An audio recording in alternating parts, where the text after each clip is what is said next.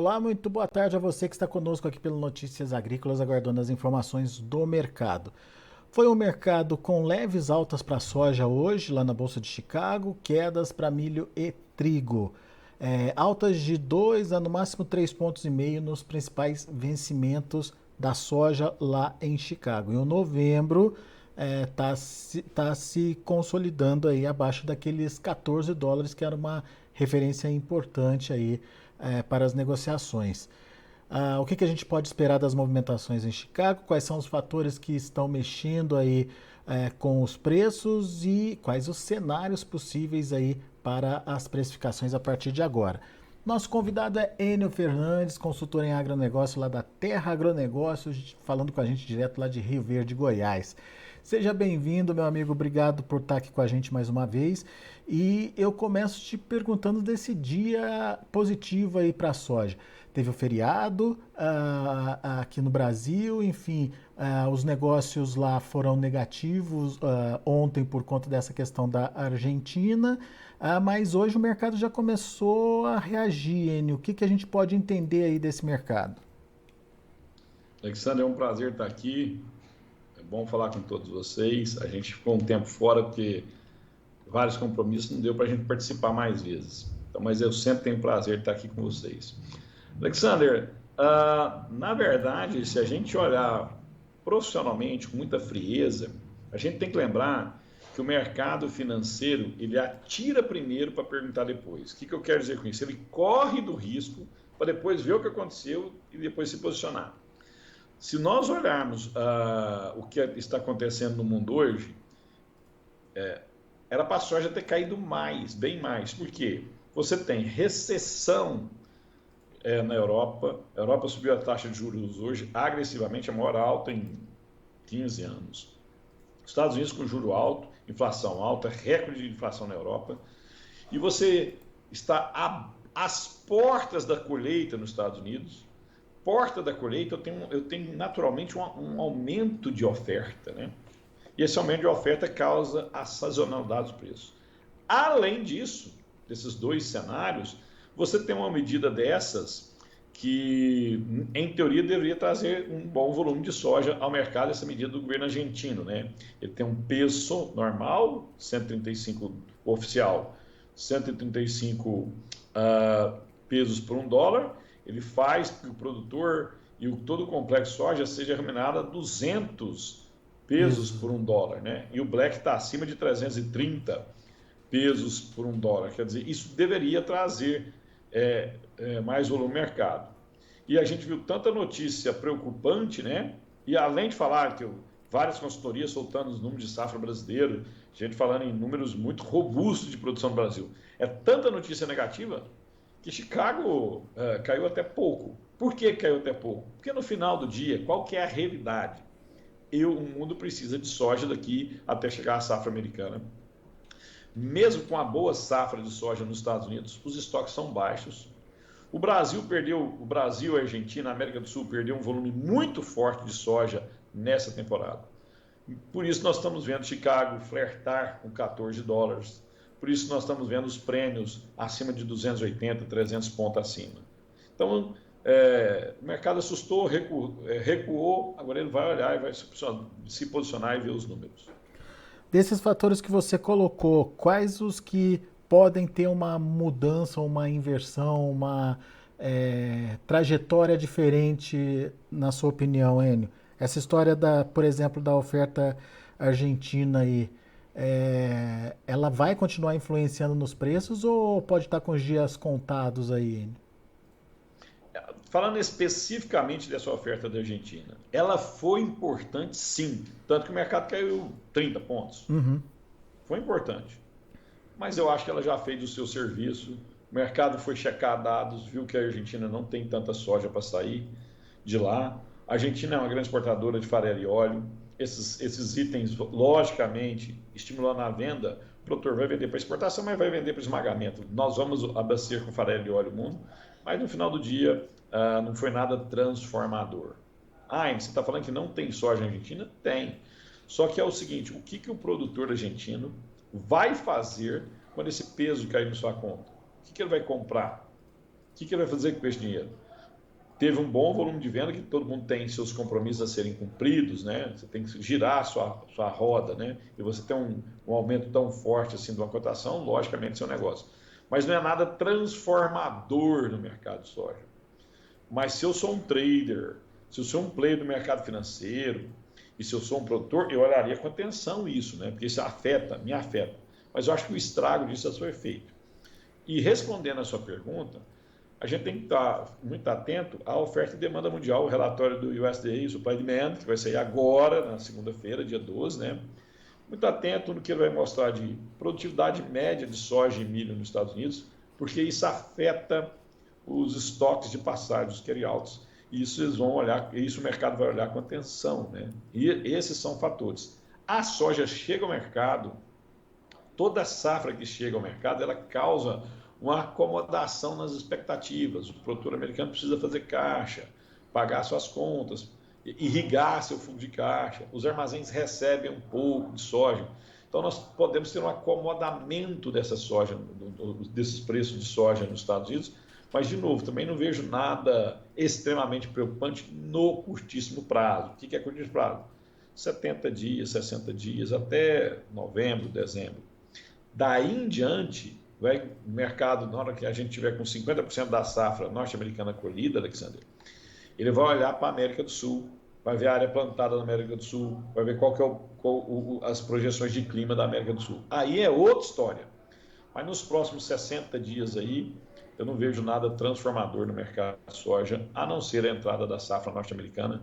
Mas a melhor resposta a gente vai ter na segunda-feira, na oferta e demanda mundial, que o USDA vai apresentar. Mas eu estou entendendo que é um cenário mais negativo para os preços, Enio, é isso mesmo? Quando a safra chega, ela tem o seu poder de preço, né? Agora, esses preços vão cair até quando, né? Eu não vejo o preço cair muito nos próximos 60 dias, não.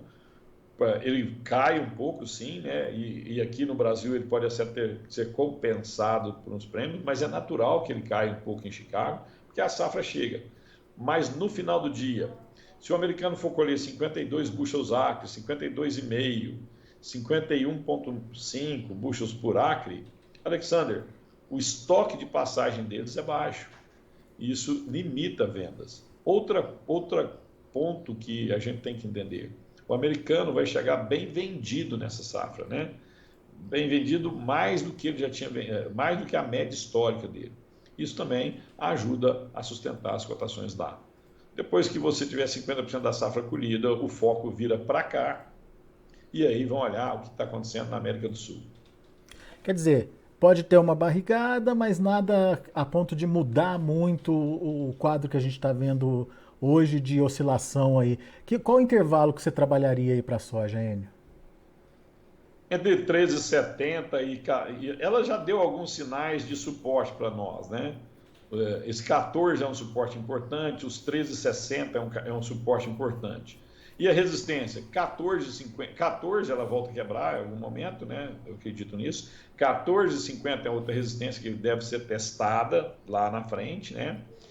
E acima de 14,50 são momentos muito interessantes para o produtor analisar suas vendas e tal, né? Se preparar. E só que grande parte dos produtores, a grande maioria desses produtores, operam em reais. Por que é difícil você deixar um número claro, 14,50, por exemplo? Porque se por algum motivo ou outro, ou por uma questão externa ou interna, o dólar sobe bastante, você estimula o produtor a vender aqui essa safra velha e também a safra nova. Porque as contas, as obrigações dele são em reais. Ele vê uma oportunidade de margem, ele traz isso para dentro. Mas 14,50 é uma resistência muito importante e um suporte importante, 13,60, 13,70. Muito bem. Agora, Enio, olhando um pouquinho para o Brasil e para o produtor brasileiro, o que ele precisa observar, o que ele precisa ter em mente, enfim, safra começando por aqui e também com boas projeções, com bons números aí sendo colocados à mesa, né? O que o produtor pode esperar e como é que o preço pode trabalhar ou a favor ou contra ele nesse momento? Alexander, eu vou dar uma resposta e eu acho que quase ninguém vai ficar satisfeito. O que ele tem que olhar? Tudo. Eu estudo mercado de soja desde 1992, abri a nossa empresa Terra Agronegócio na área de consultoria de gestão de risco em 2004, 2005. Eu nunca vi um ano tão complexo na minha vida, extremamente complexo. Nós estamos no momento pós-pandemia, isso fez uma disruptura completa no supply chain do mundo inteiro, na cadeia de suprimento do mundo inteiro. Não bastasse isso, eu estou com a guerra entre Rússia e Ucrânia. Qual que é a importância disso? É um importante lugar no mundo na oferta de alguns grãos e algumas oleaginosas, como também de fertilizante. E essa guerra foi arrastada para dentro da Europa, que é essa questão do cerceamento do gás russo para abastecer a Europa, no momento que a Europa depende completamente desse gás russo. E você está assistindo países europeus tomarem medidas duras para tentar segurar a cotação da energia na Europa. Num momento desse, que estamos às portas do inverno. Então, olha o grau de complexidade. Se não bastasse isso, inflação altíssima nos Estados Unidos, inflação extremamente alta na Europa. Alexander, é um quadro tão complexo que tudo está interligado. Se não bastasse, eu olho para os Estados Unidos, a Bolsa de Chicago ela reflete o preço da soja no mundo inteiro, mas ela é mais impactada, influenciada pela safra norte-americana. De novo, se a safra americana for boa ou não, se é 123, 125, 121 milhões de toneladas, Alexandre, o estoque de passagem é muito pequeno. O estoque de passagem é muito pequeno. Então, a situação é tão complexa que o produtor hoje ele não pode tirar uma foto do mercado e nem o consultor pode tirar a foto do mercado e esquecer aquele momento. Por quê? Porque a cada notícia isso muda. Você tem que olhar negócio a negócio. Essa é uma boa oportunidade? Vai lá e captura. Isso me dá margem? Essa margem é saudável? Você vai lá e captura. Vou te dar um exemplo banal, simples. Nós estamos no meio de uma guerra. Você já imaginou se acidentalmente alguma usina nuclear na Ucrânia sofre algum tipo de acidente e você tem escape disso? Você já imaginou se algum oleoduto no mundo sofre um atentado? O que isso ia fazer com as cotações? Já imaginou se a gente tem um outro direito, né? Em plena colheita nos Estados Unidos, vem um furacão e estraga alguns armazéns? Então, assim, tá tão complexo, o mundo está tão tenso, o grau de risco é tão alto, que é tanta coisa para você olhar, que tem que olhar negócio a negócio, momento a momento.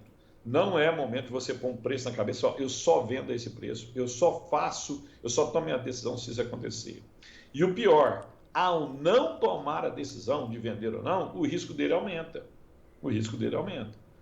Então, na minha visão, o ano de 2022 foi o ano mais complexo de toda a história para você negociar, tanto com equities como commodities. Muito mais complexo que a pandemia do Covid. Quando você destaca esse risco, a gente está falando para negócios da safra velha ou da safra nova, Enio? Safra velha, eu gosto de pegar preço Porto, porque aí cada um, aonde está escutando essa história, né, esse bate-papo nosso, calcula o preço do seu interior, que ele já sabe a referência. O melhor do preço no Porto foi 210, próximo de 210, 215 um dia ou outro, mas sim, consistentemente, 210, 208.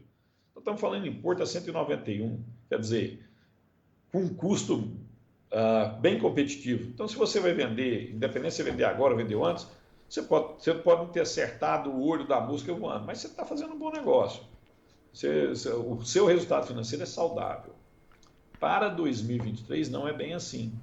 Os custos subiram absurdamente, muita gente abrindo áreas que foram abertas o ano passado e são abertas neste ano.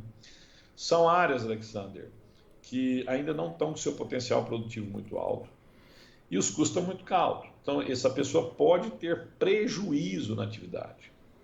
Mas eu estou no Paraná, no Rio Grande do Sul e não aumentei minha área é a mesma, há 20 anos eu estou tranquilo. Essas duas regiões tiveram quebra de safras extremamente forte no ano passado. Ele está descapitalizado.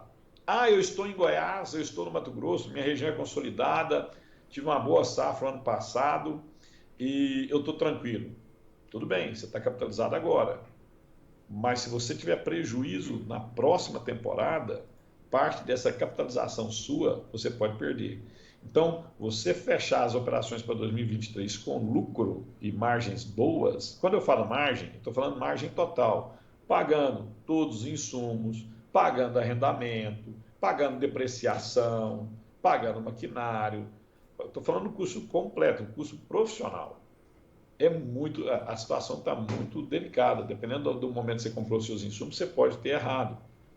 Agora, calcular EBITDA, capacidade de gerar caixa, aí é outra história, mas lucro líquido real está muito apertado. O fato é que a comercialização da safra nova está atrasada, certo, Enio? Me corrija se eu estiver errado. Está bem atrasado, os nossos números são um pouco distantes do mercado, né?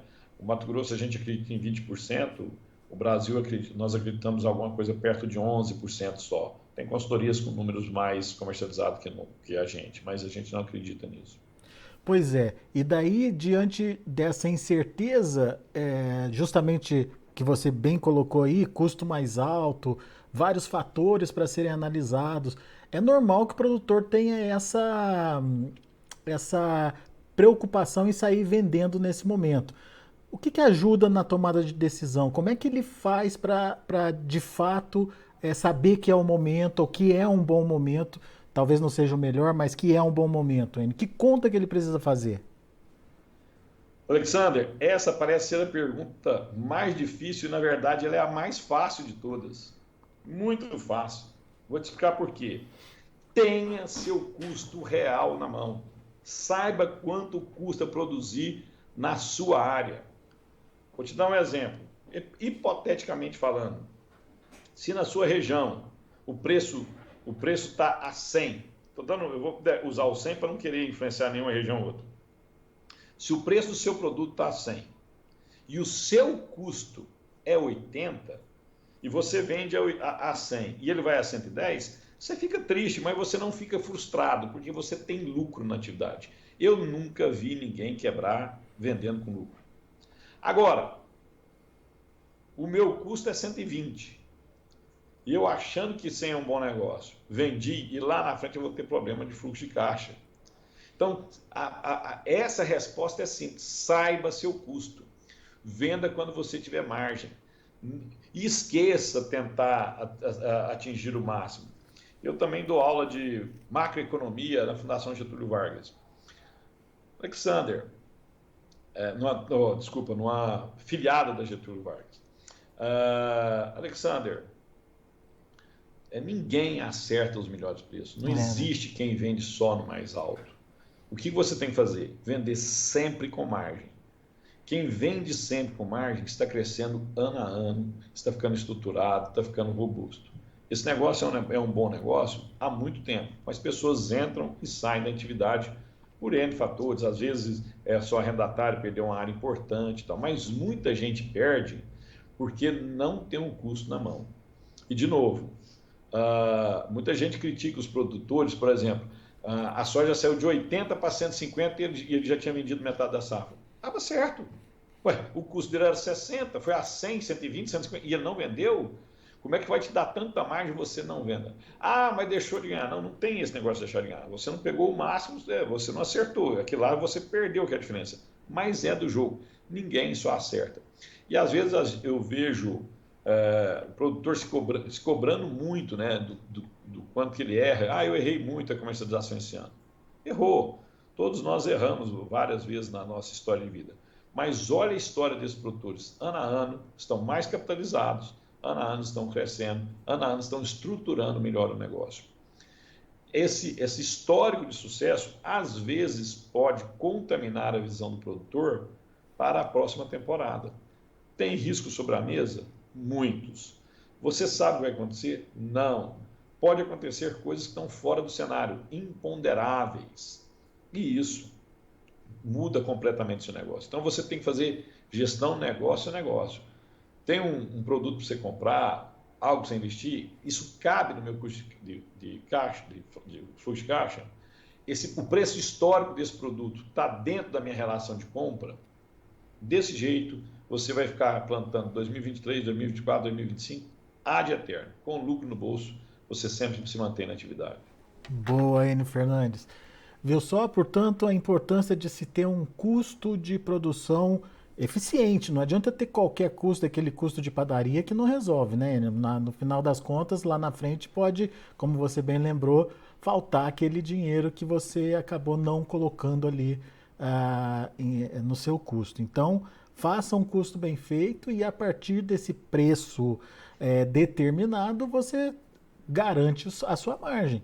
Quero 20%, 30%, 50%, daí é um problema seu, mas tenha lucro, é isso, né, Enio? A dica é essa, né? Tenha lucro, né? Garanta o lucro. Isso, e outra coisa, não acredite em preços médios, custos médios. Médio vem de medíocre, você pega o mais alto e o mais baixo igual, vem de mediocridade.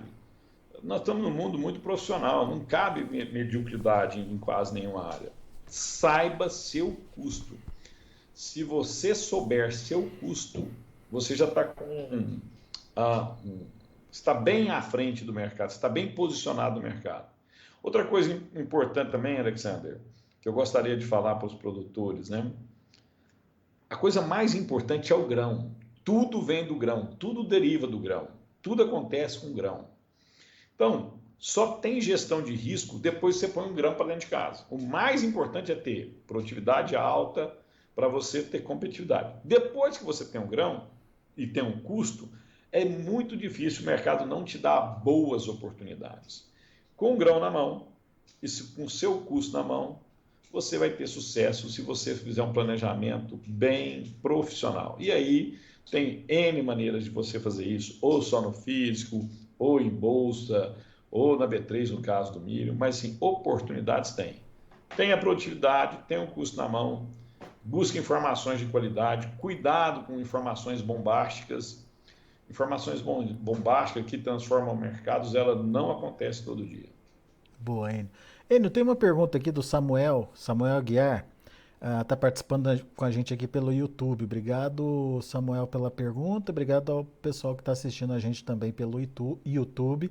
Lembrando que faça a sua inscrição aqui no canal do Notícias Agrícolas, ative o sininho, enfim, faça todo aquele procedimento para que você possa acompanhar. Toda vez que tiver alguma informação ao vivo rolando no site, você vai ser avisado. Mas o Samuel quer saber o seguinte, Enio. Mesmo que a produtividade caia lá nos Estados Unidos e o USDA diminua a demanda, é possível o mercado perceber que o USDA estaria segurando a inflação com os dados? Em verdade, primeiro eu quero agradecer o Samuel pela pergunta dele. Em verdade, por que o mercado respeita tanto o USDA? Por que isso acontece? Porque na maioria das vezes ele acerta. A verdade é essa. Vou te dar um exemplo do ProFarm Crop Tour que aconteceu recentemente. No caso do milho, o ProFarm Crop Tour mostrou 168 bushels por acre. Da soja, ele veio muito perto do USDA, 51,7, 51,9 bushels por acre. Só o ProFarm Crop Tour mostrou que 168 bushels acre, o USDA é acima de 175 bushels acre. Era para o mercado explodir, ele até subiu até bem. Mas se você olhar o histórico do ProFarm Crop Tour, a maioria das vezes, ele é menos assertivo, ele produz, os números dele são mais baixistas que o do USDA. E no final da história, na grande maioria das vezes, se você pega as projeções do USDA de área plantada e realmente a área que é plantada, as projeções de oferta e o que realmente é produzido, ele acerta muito. O desvio de erro dele é muito pequeno. Por isso que ele tem tanta credibilidade. Uma vez, eu estava, muitos anos atrás, até era o João Batista Olivo que fazia algumas entrevistas conosco aqui, e o USDA me deu um dado que o mercado ficou muito cético, desconfiou bastante. Samuel, e a pergunta foi feita para mim, foi o seguinte: Enio, o USDA está certo ou está errado? Que várias consultorias falaram que o USDA estava errado. Eu falei, João, Não me interessa se o USDA está certo ou está errado. Quem briga com ele perde dinheiro. Eu não estou aqui para estar certo. Eu estou aqui para ganhar dinheiro, para pagar minhas contas, crescer a minha atividade, continuar investindo. E o ganhar dinheiro não é um tom de ganância, ganhar dinheiro por ganhar dinheiro. É para você continuar comprando a melhor tecnologia, investir no seu solo, conseguir, se você arrenda uma área ou não, conseguir pagar bons arrendamentos, estruturar o seu negócio, o seu patrimônio e sua família. Não é em nenhum momento arrogância de querer só acumular patrimônio, não é isso.